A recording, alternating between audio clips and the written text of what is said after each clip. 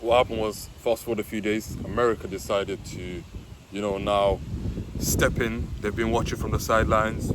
Is that my little brother that's getting hurt? And then what they decided to do was, they've got a base somewhere in the Middle East as well. Of course, they've got a base everywhere. And if I'm right, it's, they're not gonna fly all the way from Washington, go to Iran. No, it's not gonna work like that. So from, I'd say, the neighboring countries to Iran, took off, and they actually aimed for 3 of the nuclear sites that Iran has, and they are working on their weaponry arsenal. So they didn't actually strike the nuclear sites. Like, they actually made people believe all these days, the past 2-3 days, that we're so successful, we hit the nuclear sites. It came out, I think yesterday, that it was somewhere near, or it was actually a site that Iran has abandoned, and they are now working on a different site. Like, Iran is actually playing a game of chess here. Like, they're a step ahead. Like from the first, the bombing that they done on Tel Aviv, that the big brother America is watching and will of course retaliate, if not Israel themselves. So what they're actually aiming for, like on these wars, is to try to disable themselves. Not themselves, but I mean the opposition. So America is going to disable Iran's weaponry arsenal. So is Iran going to do that on Israel? It started off, of course, with Tel Aviv, like making them out first. If that, of course, continues, and I know they will start taking their enemies out from the weaponry side. So they failed, and Iran has still got a nuclear arsenal now. And the reason why it's so important to actually have a nuclear sort of a facility at this time is, like, you never know when things are going to change in the world, like the political stuff. You see how fast this is happening. So America actually stepped in for no reason now. And because they're all the way on the west side of the world, all the way far to the west, Iran is not going to go anywhere near there.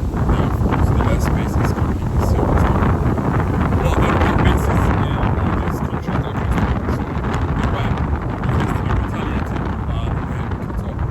So now it's looking like sort of a tic-tac-toe sort. So America now has to retaliate, and Trump said, like, if only they do, like, sort of like, I dare them to do something, so and they'll see what I'll do.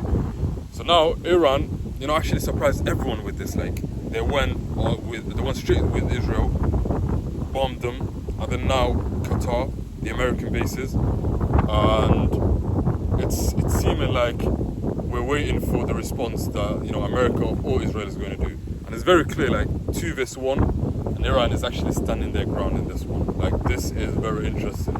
Even though this is, of course, a chaos that we don't want to see unfold, because it will slowly get more countries involved. Some people were saying, China and India. Well, India was already having their back and forth with Pakistan, I believe, and this was around a month or 2 ago. And, America jumped in again. Whatever happens in the world, America wants to make their mark and make people believe like they are the most advanced army in the world.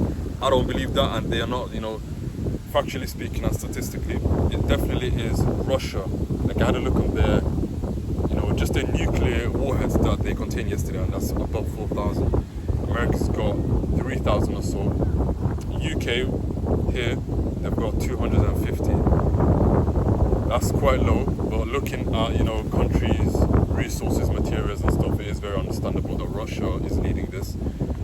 The size of the country, the uranium, the plutonium, they've got a lot of natural minerals and resources that they can just keep, developing and just staying advanced in all of this. But anyways, Israel have, something coming, and I think they are aware of it, so that's why they've negotiated with America, and they are going to take this challenge on as a 2 vs 1 sort of thing. But I believe Iran is powerful. Like, they are a sort of a sovereign country, so like they've got their own stuff going on. The same way North Korea is dependent from the rest of the world. Iran has their own internet to begin with. Like they don't use the optic fibers that the rest of us use. So if anything was to say, and internet was to go out, electricity and things like that, Iran is still self-sufficient the same way as North Korea. And being that they are actually a larger country, when we look at all the regions in the world, from the north all the way to the Middle East as well, Iran actually sits on quite a mass. So they have been, of course, the last 20 years building their weaponry, their resources. They've just been working in-house basically. So I believe they are, of course, very capable of handling the situation with Israel. So we'll sit back and we'll see that. But I wouldn't like to sit back, like if I was a nation in the Middle East, say Oman, Saudi Arabia, all these Saudi countries, they're not joining in, and they can see America bombarding all of these, bombarding Iran and stuff. So they're either, all with America, of course, paid by them and stuff like that, or they are very fearful from, what could happen. But that's very, very pussy behavior. And what can we do, Somalia, I saw yesterday, I didn't actually see the tweets or stuff that's going on social media, but I heard from a few people saying that they are sending their condolences to Qatar. And Somalia being one of the weakest countries in Africa, at least they are showing where they're siding with and who they are backing, even though they can't with arms or financially. Of course they need it themselves. Making out my country like they are, of course, not, of course, worth any strength or any sort of ally. But to be real, they like to beef in clans and stuff, like Qabiles from different regions and stuff. But in a world scale, I looked yesterday and there are 142nd out of 145, armies, ranking the world armies. They landed second last globally. These are things that I expected. I hope they turn this around. But anyways, I have made my point of view clear on this, and I hope Iran retaliate back very hard and very strong within the next week or two. And I'll be watching and I'll keep you posted as well.